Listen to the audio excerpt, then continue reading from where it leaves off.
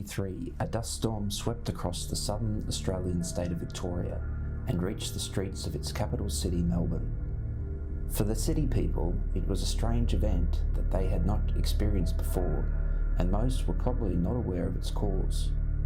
The cause of this dramatic event had been building for some 200 years since the arrival of Europeans to Australia, who naturally applied the agricultural practices they were used to from England and Ireland, but were unaware of the impact it would have on these ancient and fragile soils.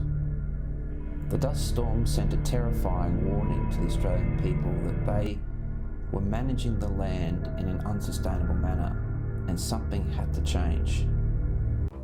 In consultation with the landholders and community organisations, the Victorian government, under the leadership of Joan Kerner, started a statewide soil and land restoration program called Landcare in 1986, and by 1989, the Australian Prime Minister, Bob Hawke, established Landcare Australia.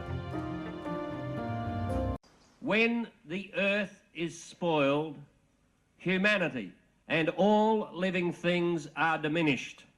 We have taken too much from the earth and given back too little. It's time to say that enough is enough. We are declaring next year the year of Landcare. Prime Minister Hawke went on later to declare a decade-long Landcare program, and his government committed $320 million to its establishment and development around Australia.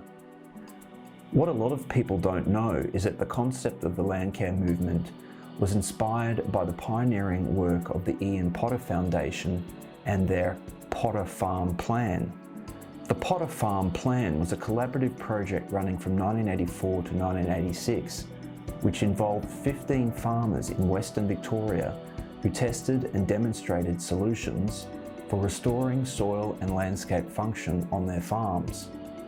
They received technical assistance and guidance from agronomists and researchers, and the work involved farm landscape planning, revegetation, implementing improved pasture and cropping practices, controlling erosion, and managing water flow at a farm and catchment level. The farmers were happy to participate because research and demonstration activities were relevant to farm business needs and were practical to implement. Inspired by the work of the Potter Farm Plan, landholders around Australia recognised that conservation and farm productivity can work hand in hand, and they then had the confidence to embrace the new National Landcare program. But this was not just a program for farmers and landholders. What has made Landcare unique and successful over its 30-year lifetime is the inclusion of community volunteers to help landholders in the repair and restoration of their lands. A positive reinforcement loop has come about where landholders become more active to restore their lands because they feel supported by their community and the government, instead of being the object of criticism. And likewise, local people become long-term Landcare volunteers because they develop a sense of ownership and stewardship over the public and rural lands that surround them. Today, there are over 6,000 Landcare groups in Australia that engage up to 140,000 volunteers. On a typical weekend in Australia, it is not uncommon to see local Landcare volunteers meeting together beside a creek bed or farm to plant trees together, remove noxious weeds, or stabilise an eroding slope with grasses. While doing so, friendships are formed and community bonds are strengthened. The Landcare movement is as diverse as the landscapes that they serve. Over time, different Landcare subgroups have formed, such as Coast Care, Dune Care and River Care, which specialise on the restoration of specific ecosystems. While the Australian Government has largely funded the Landcare movement through various federal, state and regional funding instruments, over the years the Landcare movement has also evolved to see the development of local autonomous Landcare groups, which are self-funded through paid land restoration work that they do for landholders, and from the sale of native plants which come from the plant nurseries that they operate.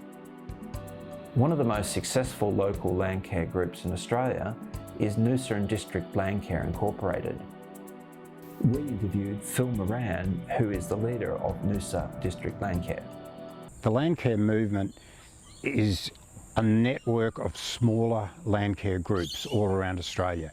So as I was explaining to you earlier, it could be just two people coming together to do some weeding on a weekend once a month, or there are gradations up to what we are. Noosa and District Landcare Group employs 58 people, and we have projects all over the place, and we're run as a business. We're a non-for-profit community group, and my task is to make us a non-for-loss community group.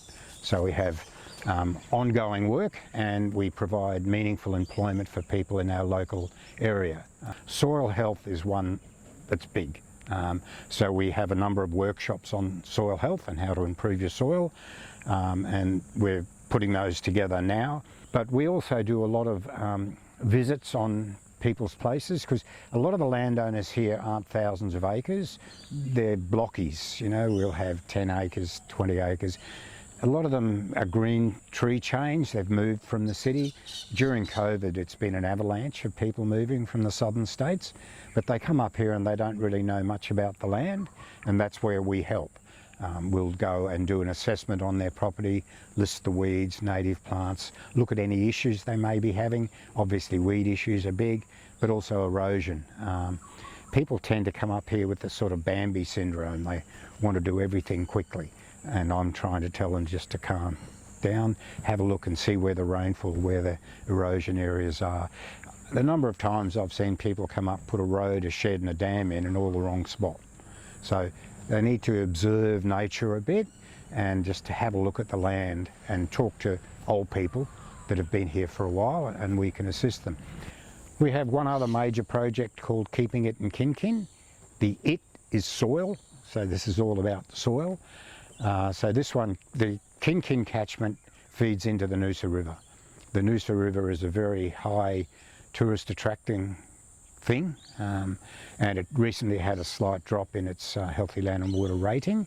That was primarily because of the rain we had in the last time, but we are trying to make sure that we keep the headwaters well vegetated. The Noosa River has the upper Noosa River, which comes through National Park, and sandy substrate, so you don't get much erosion in that. It comes from Kin-Kin Creek, and historically that was beautiful rainforest and scrub, was cleared in the early days, 1940s, 1930s, and farmed intensively. When that clearing occurred and high rainfall, you get erosion. So we looked at a LiDAR run, which is a laser coming down from a plane, and then you get a 3D model of the catchment. 8 years later, there was another LiDAR run, and therefore we were able to compare the two, and you get a change model. This then allowed us to do see where there was accretion and erosion. Over that 8-year period, 2.4 million tonnes of soil was mobilised. That is scary. Now I point out that it's mobilised not necessarily all into the river, because it's come off the steep escarpments and then it's fairly flat, so it slows down. But we were able to then do a prioritisation map so we can invest what scarce funds we have in those hot spots. And that again is revegetation, keeping stock out of creeks, off-stream watering points, weed work. Just helping the landowner. The landowner does a lot of the work. We facilitate it, we provide free trees, and with the Keeping It in Kin-Kin project, in addition to that, we have set up water quality monitoring points at key areas within the catchment. There's 24 data sets that we've got now, and we're checking the water quality over a period of time. If we can show an improvement, that means that the work we're doing is valuable. Possibly the greatest achievement of the Landcare movement is that it has inspired other countries to put in place similar initiatives. Landcare is now found in 22 countries around the world, and this year a great milestone was achieved in the founding of Landcare Europe. This has been largely due to the pioneering efforts of the German Association for Landscape Conservation and other Landcare Europe founding members. So what are some of the lessons that the new Landcare groups can learn from the Australian Landcare experience? I think the main message is don't underestimate the value of volunteerism.